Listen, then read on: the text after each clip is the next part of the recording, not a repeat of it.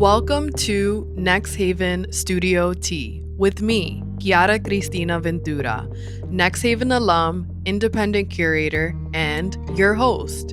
In this series, I'm sitting down with fellow Next Haven alumni for intimate conversations around their practice and journey before, during, and after their fellowship.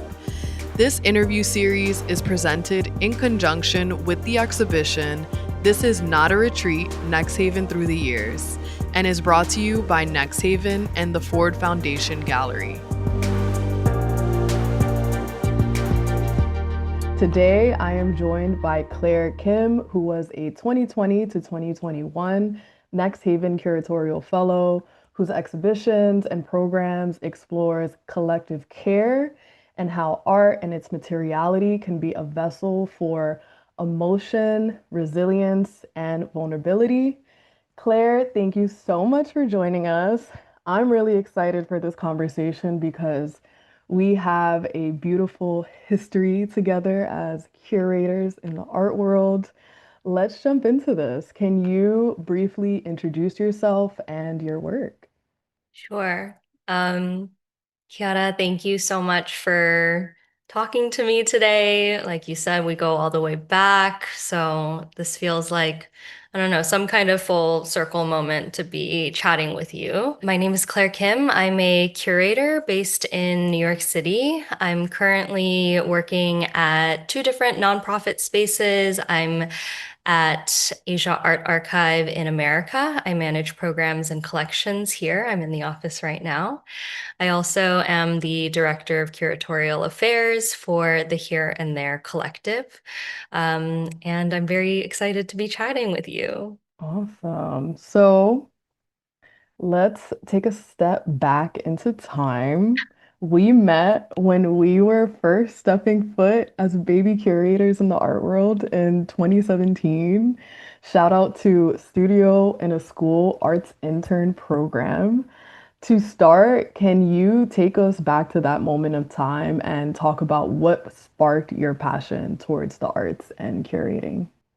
Yeah, I think that it's hard to wrap my head around the fact that that was like 10, 11 years ago now. And it's also where you and I first met, and the way that our careers and our lives have kind of ebbed in and out of each other's spheres from that point, and all of the changes and all of the things that have stayed steady makes me very introspective thinking back. But in terms of spark, I mean, I had originally moved out to New York from Southern California for undergrad, and I was really wanting to go into magazine journalism with a focus on arts and culture. I think timing wise, I was trying to get into it right during like the fall of print media. I did a couple internships. I felt like it wasn't the right thing. I was doing art history classes in school, and Studio in a School was the first internship that I did in the arts in New York City. And I was placed in uh, the public programs and education department at New Museum. And at the time, Simone Lee had her solo exhibition on the education floor that was on the third floor. And it really kind of changed my understanding of what art could be. It was a lot of, she had a lot of public programs around meditation, medicine making, some really interesting video work, some like things outside of paintings and sculpture that I just had no idea, could belong in a museum and could spark conversations that way. So I think that really pushed me to think about, okay, what does a career look like in this field? And how can I fold in what I'm learning from this artist, but also what I'm learning from like museum education into curatorial practice, into just my daily life. And I was really lucky in that I think arts intern really allowed me to think about what I bring to the table on my own rather than just trying to kind of fit into this box of the larger New York City contemporary art scene. And kind of thinking about my upbringing, the things that make that special, into, like putting that, leaking that into my career. So, thinking about your career, you've held amazing roles at a variety of institutions before you joined Next Haven in 2020. You had roles in institutions like BRIC, New Museum, Guggenheim, and the Asian American Arts Alliance. How did these experiences shape your early curatorial values and what you were trying to achieve? After my time at the New Museum, I did a few different internships, and my first kind of big girl job was a fellowship that I did through BRIC. It was called the Downtown Brooklyn Arts Management Fellowship. And I worked with a cohort of 7 women who rotated through 4 different organizations in downtown Brooklyn. It was BRIC, Mark Morris Dance Group, the Museum of Contemporary African Diasporic Arts, and the Theater for New Audience. So they were all walking distance within one another, all working in different fields within the arts. And when we were rotating, we would work in different departments as well. So I was working like operations, development, curatorial, and really getting a sense of how a nonprofit works, and what are the different roles and what kind of backgrounds people kind of have going into these roles. I think that folks who don't grow up going to museums regularly don't really know what a curator does, or don't really know what an operations manager does, or a development director. These are all really important roles that allow for these organizations to exist, to raise money, fund for exhibitions. And sometimes it's hard enough to wrap your head around what an artist does. Um, so I think that particular rotation really embedded in me a sense of kind of all that goes on in the background.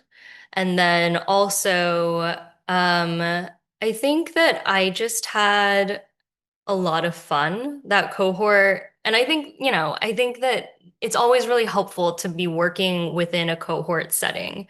You're offered a team like immediately, right? So you have people to lean on, you have people who are going through similar experiences you, oftentimes in similar age ranges. We were all really young starting out in the arts field.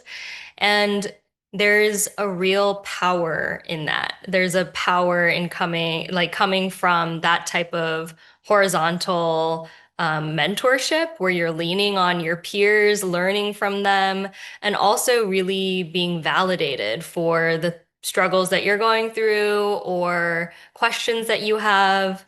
Um, I was never, even in moments where people may have felt small, it was only for like a moment because you can always go back to the girls and they'll be like, no, that's not okay. And so I think that was really important in how I think about, managing or programming or curating, kind of that plus my background starting off in education and public programming rather than curatorial really allows me now to think about, okay, what are the things that are necessary to share through an education lens, through a more programmatic lens within a curatorial exhibition? Because not everyone going to see a show is going to feel comfortable seeing art. I think contemporary art can be really ostracizing, and it's those departments, education, public programming, it's where it's their job to try to make that less so. And so how do you pepper that into like the curatorial methodology? Those are all things that I definitely learned early on and then learned more. Yeah. I love how you emphasize collaboration, leaning on others, and really finding your voice, not just as an individual, but through conversation with other people, through your peers. And that has definitely like shaped you to curate with intention. So I've been following your work for some time now. And what I've seen through your curatorial journey is how you have consistently explored and researched themes around home, familial and ancestral connection, community, and care within your exhibitions. And at the same time, you're deeply thinking about the physical materiality of the work and how the physical nature of the work can hold energies and transmit the intangible things that we may not have language for, like memory and emotion and all the energies. So, can you share more about these threads within your research and your writing and what you have learned through like working through these pretty weighted themes? Thank you for that question. Yeah, I mean, I think part of it is just quite simple and selfish, right? It's like what I think is interesting. It's what I have always found interesting. And I think that in particular, these themes of home and family stories, it's like the kind of stuff that as a very young version of me would stay at the dinner table with the adults way late once they start like talking about the family gossip, once they start talking about like who and who is together, who and who broke up, why they're living together, like all of this stuff comes out once it gets late. And I was always the kid who just stayed because I was so curious and I found it so fun to hear these stories that are very, adults act differently in different places. And I think I found that really interesting. Wait, why am I imagining young Claire with a little cup of tea? I Like, know. wait, what Like did y'all under the say? table. But I was like so nosy. I wanted to know what the gossip was. And I think particularly for like immigrant and diasporic children, so much of that kind of so much of immigration movement from one country to another, as well as, raising children in a country that's not where your parents are from, that breeds secrecy. It breeds a lot of maybe misunderstanding. And so, because of that, you start to patch together memories for your parents. You receive some stories, but some of it's kind of blank, some of it's a little bit more like difficult to understand where they were at this time in their lives, who they were at this time in their lives. And so I was really drawn to artist practices that were dealing with these questions. Like, okay, I don't know everything. There are these big kind of gaps in these histories, oral histories, as well as, things that are kept hidden for reasons that we don't know, like secrets, family secrets, difficult times that necessitate these family secrets. So how do artists then think about that and then fill those gaps with art, with their practice? What are they making? Oftentimes, of course, this goes hand in hand with the really ephemeral nature of the works that they're making, right? Whether it's sound art, performance work, or pieces that are not fully figurative, but not fully abstract, something kind of in between, oftentimes very bodily. So these are all kinds of things that I am very attracted to, I think, because of this kind of initial curiosity to understand myself, my own parents, um, and realizing that there's like there's a similarity in a lot of other families. And these stories are just as interesting in other families too. And the ways that artists are kind of confronting these things is just so fascinating. Yeah, I think that's super relatable of I think also just being people that are entering our late 20s, early 30s, you do have a lot of revelations around the self and processing your childhood and your family. Why am I this way? Why is my family this way? Just coming to like moments of acceptance of the way things are, but trying to process and like move forward in yourself as an individual. So I love how you as a curator, you have an eye for that work that's in conversation with I feel like the word translation is coming to me of like translating or attempting to translate, but making something new out of those in that process. So yeah, I love going to your shows too. And I also love how when I go to your shows, I know that it was curated by Claire. You definitely have a specific eye for work, that definitely like draws the viewer in of like, what is that? Like I'm usually like questioning like, what is this? I want to learn more. It brings a sense of curiosity. So speaking of, during your time at Next Haven, you curated Uncommon Proximity in 2021 at James Cohan Gallery, where you highlighted the work of the Studio Fellows, and the show centered themes around healing, protection, artistic intuition during a charged and uncertain time in our world. And I personally remember visiting the show and being struck by the intimate moments. Like I remember the show opened with drawings by Vincent Valdez, where it was just like super detailed portraits. And then I saw Jeffrey's work, and that was like monumental. I saw Esteban's work, and his work was monumental. So I love how there was a balance of these intimate and monumental moments within the show. So, can you talk about your experience selecting the work and what guided your curatorial approach? Yeah, that was a really special show. It continues to be something somewhat of a North Star to me. Um, my time at Next Haven, it was very different from other cohorts. You know, we started in January of 2020. It was supposed to be a year-long program.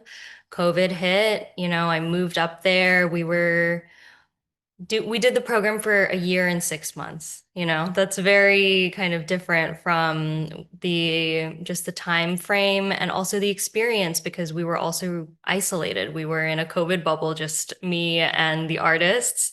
And as you know, there's the studio and then there's the apartment. And because of COVID as well, like our footprint in New Haven when we were there, it was like that block. Like it was very we were hunkered down.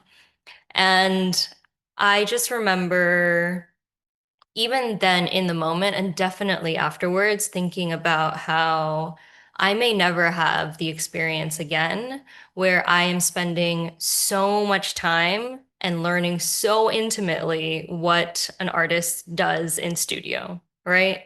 Not just about the methodology, the type of paint they're using, the themes, the vision behind the work, but also how early an artist gets in, how late they head out, what they're watching with sound, without sound in the background, what they're listening to, if they're eating, if they're not eating, how they're dealing with stress, who they're talking to, like all of these teeny tiny details that also make up such a large part of an artist's work, that all feeds into what is being created.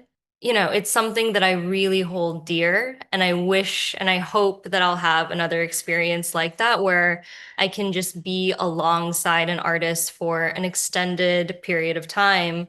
Um, for this time at Next Haven, it wasn't necessarily planned that way to be such a long time together, but it was. And I really, really, really miss and value that kind of intimacy that I had, just spending hours and hours in all of their studios, running into each other in the hallways.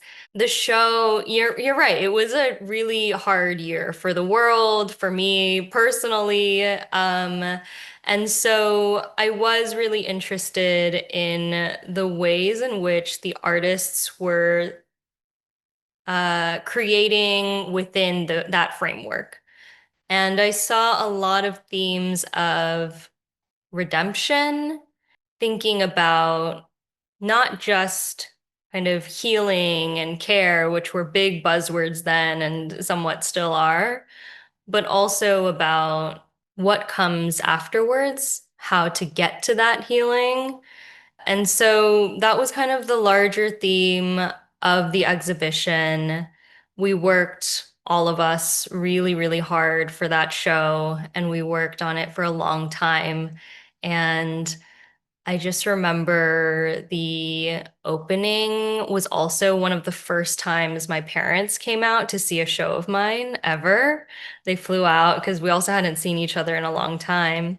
And it was a really, really special evening. It was also the show where I met my colleagues who I work with now at the Here and There, Stephen and Lisa.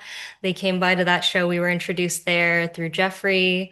It was an exhibition that brought some really incredible conversations and humans into my life. Um, and was also something that I worked really, really hard on and something that I was really proud of for myself and also for the artists who had worked incredibly hard for, that year and a half. It really brings me back talking about it. Yeah, I love how you have these beautiful relationships with your cohort from Next Haven. Every time we see each other, you're always talking about them, and I love how y'all have kept this relationship throughout the years.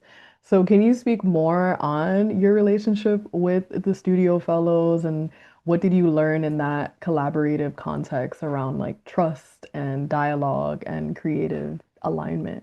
I got really lucky, you know, and the artists were so generous with me. Um, I think, yeah, I was definitely the youngest person in the room, you know? Not by a lot, but that also matters when you're like baby. There was a lot of, I felt like, that kind of balance of uh power dynamics because of course like this kind of fake sense of the curator having this power and this gatekeeping where I mean it's not fake but it exists um and should be challenged. So there's that and then there was this like age dynamic too. So I was like learning a lot from the artists while I was there. um I don't know. It's hard to put words to it. I just know how I feel when I see their work today. When I see their work last year, when I see their work the year before that. Um, Everyone's been doing such amazing things, and I feel like especially the last few years, Jeffrey had an incredible installation and works at Prospect in New Orleans. I was just up at Mass MoCA. Vincent has his retrospective up right now. I just went to Esteban Solo at Charles Moffett. Elisa just finished her master's at Rutgers. Like it's all, um, it feels like it feels really incredible to have these reminders, and so often because folks are doing very well, that, you know, it wasn't just Next Haven, it is also the relationships that we build from there And it's the careers that these artists are now building as well from that particular time and when we met. So I don't know, nothing makes me more emotional in like a gallery space. You know, I've worked with a lot of artists. I've been so lucky to have wonderful conversations with artists who've been in my life for a long time, who come up time and time again, who I really support in their practices. But I think there's something really specific about where I was, who I was, how difficult that time was, like 2020 as a year. And then this kind of realization every time I see the artists working continuously that okay, like we're still out here and they're doing such an incredible job. I feel a lot of pride for their work and really happy for them. Oh. Yeah, I can definitely relate. Like when I see any of the artists' work from my cohort, I'm like, I look at it and I'm like, I know them. Mhm. Like I know them.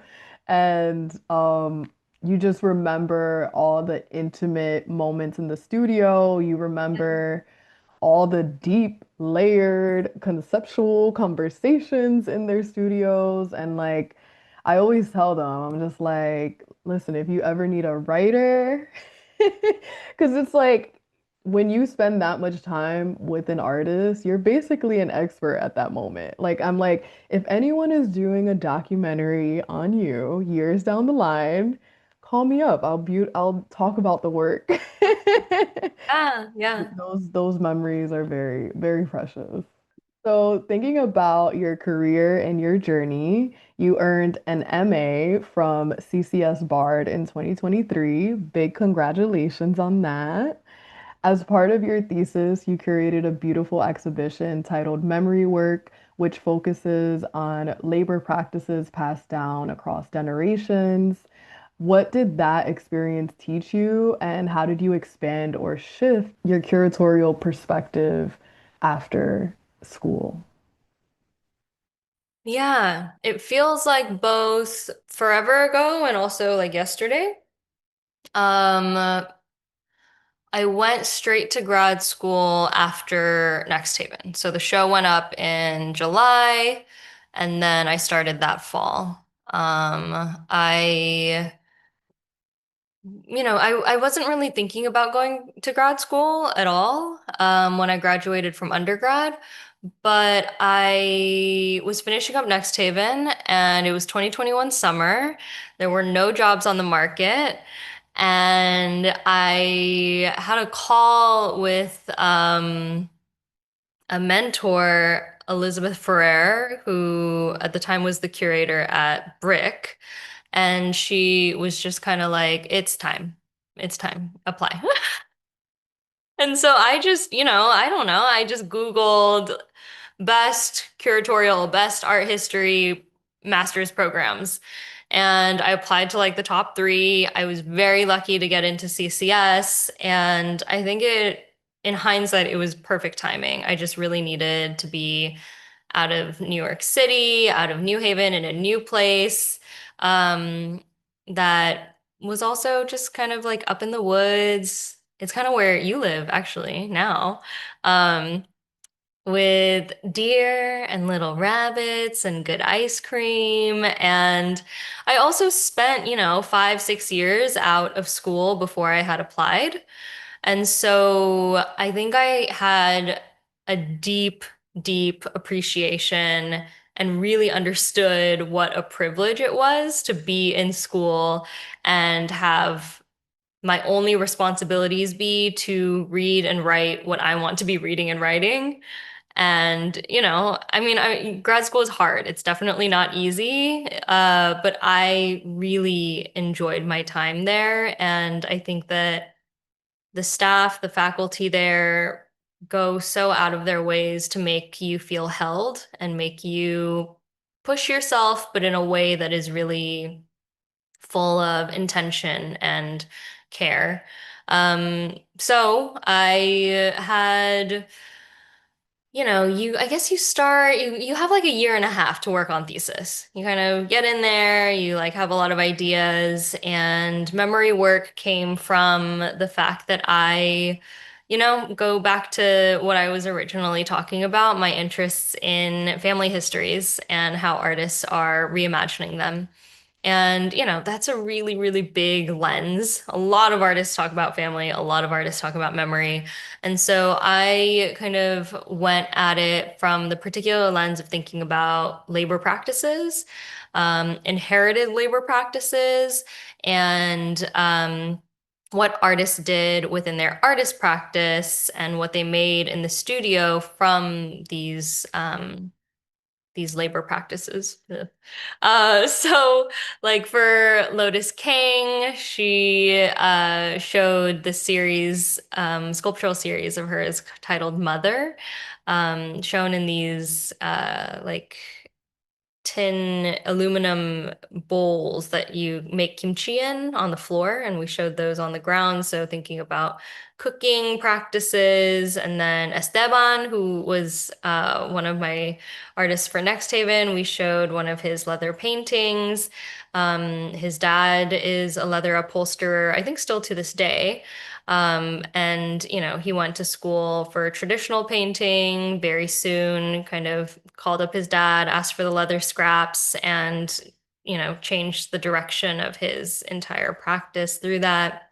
And also, the third artist was Janine Frey and Jutli, who showed a large caribou hide piece, as well as these photographs of um, their body imprinted with different beadwork.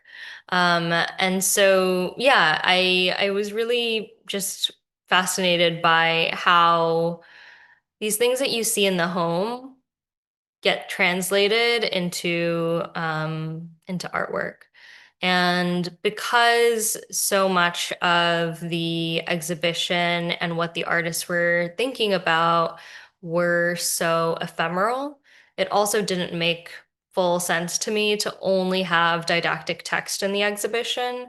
So I also included poets. So I matched each artist with a poet who shared a specific poem of theirs to match, to be kind of in conversation with the artwork. So that was shared also in the exhibition space that had a reading room. And yeah, it was a lot of fun. I did things kind of differently. You're offered a bigger budget, you're offered big staff. The team there in terms of like the art handlers and the exhibition designers can make your wildest dreams come true. So you really are offered a lot of support to make anything. And so I really wanted to take advantage of that. From that experience, I think I learned so much. I felt like I did Next Haven and I was like, I got nothing more to learn, but I was wrong. And I feel like obviously, the more you learn, the more you realize there's a lot to learn. Right. Um, but I think CCS in particular gave me so much more kind of background on how to research for an exhibition, not only in kind of reading through the theory that is related to an artist practice, but also kind of thinking about important exhibition history, how your exhibition is in conversation with exhibitions of past, and what that means in this lineage. What it means, what it doesn't mean, these kinds of things are definitely things that I learned a lot. Um, and I think it's also a place where I really kind of got my bearings in terms of thinking about and exploring, figuring out, friendship, professional relationships, like you and I live in this funny little soup of arts world relationships where those things really push up against one another. It's both the best thing in our field and also sometimes the worst thing in our field. So I think I learned a lot from example, from mentors on how to manage those relationships, in a way that feels healthy. Hearing you talking about the show, I could see how also you were influenced by the Simone Leigh show that Totally. you It's came all, across in the beginning of like yeah. thinking through expansive and experimental program. And I could definitely relate to that. Like when you're a curator and you kind of do like just the traditional shows, exhibitions, like showing paintings, so showing sculptures. I think there's a moment in your career of like, how am I challenging myself Mm. as a curator? How am I thinking more expansively around curating? Am I working with artists from that are working with just one medium of painting and sculpture? Like, who else can I work with? And then you realize you're like, wait. I could work with poets. I could work with singers. I could work with dancers. I could work at, there's so many visions you could do. So I love how you took advantage of that opportunity of being at Bard and made a beautiful soup, a delicious soup. I tried my best. So I'm very curious, like bring us up to speed on what you are doing now. I know you're a manager of programs and collections at Asia Art Archive in New York, and you're also director of curatorial affairs at Here and There Collective. So how do you manage working across these digital and archival platforms? So I was with the Here and There Collective. I've been with them for about 4.5 years. I started off with, one-off projects at a smaller kind of scale. When I was in school, I would work for them, contract-based, part-time stuff. And that relationship, it just grew and it became something that felt really nourishing. I was meeting artists, all the time who I was really particularly interested in. Stephen and Lisa expanded the program at the Here and There Collective to also include a studio residency. And especially because of my time at Next Haven, I really understood what a residency, like the potential of a residency, the good, the bad, the ugly, like how to manage something. I had a lot of feedback. I had a lot of dreams and ideas for how to nurture an artist practice through a studio residency program. So I managed the residency there while also working on their artist interviews. And that's been a lot of fun. So I work with them, and that, like you said, is very digital. We don't currently have brick and mortar, but we have the studio space, and then we do a lot of things online, web, YouTube, Instagram. That's the deal. And then I am also at Asia Art Archive in America. This is a nonprofit arts organization that focuses on recent art in and of Asia. We are first and foremost a research facility. So we have a um, reading room, library archive, and then we also share a digital archive that you can find online. And that's shared with our sister organizations in Hong Kong and in New Delhi. So this is new, like I think that it's a very kind of new way that I've been thinking about my work and my relationship to artists. Archiving is something that I am learning a lot more about since starting this position about 2 years ago. Um, and I'm programming for both organizations. And I think the first year was hectic. I was kind of putting on different hats for different conversations, trying to understand how to manage these two positions. But now, almost 2 years in doing both together, I feel so lucky that I'm being kind of allowed a lot of flexibility. I feel like a lot of the learning that I do at one organization feeds into the other and vice versa. I feel really mentally stimulated by a lot of the conversations that I'm having with artists and cultural workers. So yeah, I feel really good now, like you never know, with everything that is so constantly changing and unstable in the field of the arts. But for now, I feel very lucky that I am, being hosted by two organizations that I really believe in, both the mission as well as the people that I'm working with. So yeah, I feel good. That's so beautiful to hear that you feel happy, and I'm so happy for you. I love that. It sounds like you're being challenged at the same time and you're like learning and growing, but I could also see how this is fueling your curatorial practices as well. So, thinking about your curatorial career, I'm gonna ask a big question. Like, what are your dreams for yourself? Like, let's say, like, in an ideal world, what are you striving for within your career, but also for yourself? Yeah. I think that the answer to this question has changed a lot. It has changed a lot for me. I'm sure it's changed a lot for you throughout the last, 10 plus a little bit, years that we've been doing this work and seeing each other during the highs and during the lows. And I think that it only makes sense that our ideas of what success means and what success looks like also change with the things and the lessons that we're learning, right? The people that we're meeting, the feelings that we're feeling within different spaces. Yeah, so I just hope that I am in a place where I'm, still in conversation, still having interesting conversations, studio visits, doing exhibitions and programs, um, at a level that I feel really proud of.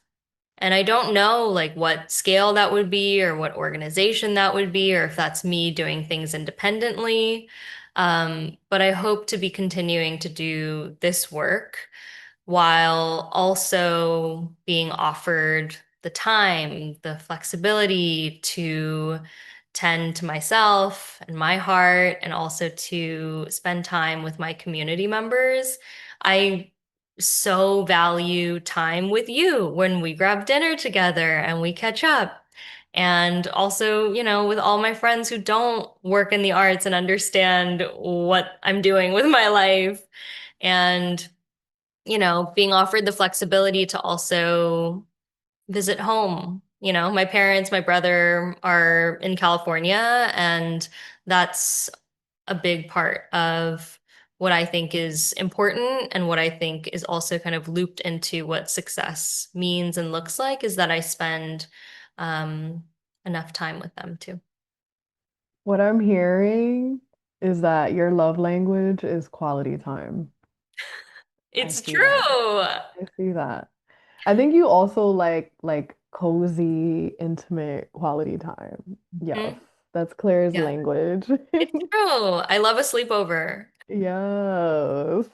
And some good food. And some good food. Yes. Good food, relaxed energy, low lighting, Yeah, yeah, All the good cozy things. that's right. So thinking about our dinners, I love when we have dinner and we update each other on our lives, our curatorial projects, and I could come to you feeling like a mess, and you always have the best advice. I feel the So, same way. aw, thanks. So, my question is, what advice would you give to fellow curators navigating the art world? Oh my gosh. Um, there's like a bunch of stuff, right? There's like more practical things. I think for now, what comes up is to um, prioritize balance. Especially in regards to your like social relationships, right? I think that it's such an important thing for me to have friends of mine from before I started all of this, you know, before I started talking to artists who really keep me in line, my best friends from college, friends from high school, who don't care what I do for work and that I can turn to when things get stressful at work or like conversations are tough. I think those relationships are super important to hold near and dear. I don't know. I'm in a place where I feel like the advice that maybe a younger version of myself would have given around, reach out to everyone, do the coffees, make it to every opening. Yes, absolutely. Like I did that. It was helpful to me for my career in a lot of ways. You meet incredible people that way, but I don't know. Just a little part of me feels like that's not the most pertinent kind of advice that I want to offer in this space. I think that the world is crazy. We feel and perhaps are living in the end times at the center of the empire. And I feel like we are so incredibly privileged to be working with artists and thinking about art at a time like this. And so to savor that, understand what a privilege it is, work hard, but don't burn yourself out. And yeah, keep having interesting conversations. Stay interested. Mm. Well said. Well said. I'm also hearing like the you don't have to do like the external dance of it all Yeah. to try to get opportunities. You could also like meditate on the internal and align yourself, Yeah. and whatever comes to you is meant to come for you. And I love that. I like that mentality. So, looking ahead, what's next for you, whether it's writing, exhibitions, any collaborations or research you're excited to dive into next? Yeah. Well, we just closed our most recent exhibition at Asia Art Archive in America. And we have some programming coming up. We have a summer open house. I don't know when this is gonna go live, but in August, working on that. There's gonna be ice cream. And for the Here and There Collective, we just welcomed our new artist resident, Rajita Rao, who will be there for the next 6 months. I'm very excited to be working with her and thinking through her practice, inviting people into her studio. We'll have an open studios event for her as well. Um, and I'm doing a couple different writing projects that will go live soon, within the year. You know how these things go. Oh, I should plug. So the Here and There Collective is launching a curatorial fellowship. So it's called Room for Error. We are currently just finalizing interviews for that application process, and so we'll be launching that program in the fall. That's amazing. Giving more opportunities to curators. We love to see it. Yes. That's And I right. love how it's called room for error. Yes. So, fun question. If your curatorial ethos had a soundtrack or rhythm, what would it sound like? I Is forgot there about this question. is there a song or album out there that reflects you? What am I listening to these days? Hold on, let me grab my phone. Um, Or Let me. what's your go-to karaoke song? What's the Claire karaoke song? Okay. Um, wow. So many things. I've been listening only to the new Lord album. I don't Mm. necessarily think that that's my curatorial vibe, but that's what I've been listening to. It's super depressing, but Really good. I recommend. Nice. Um, my karaoke song, like I'm fully Britney. I do a lot of Britney Spears, old Britney. I love a Sometimes. I love a I'm Not a Girl, Not Yet a Woman. Ooh, Um, yeah, so that's my go-to, and I feel like that says something. I don't know what it says. yeah. And you have the most beautiful voice because I Oh heard my you God. sing about Says, me. look at who's speaking. It was so angelic. It was like so soft. I have a lot of regret. I feel like I could have done so much better this last time I saw you in a karaoke moment. We'll do karaoke again. So, just to end off, where can people follow you and stay connected? Oh yeah. I have a website, clairekim.net, and I am on Instagram at medium rare Claire.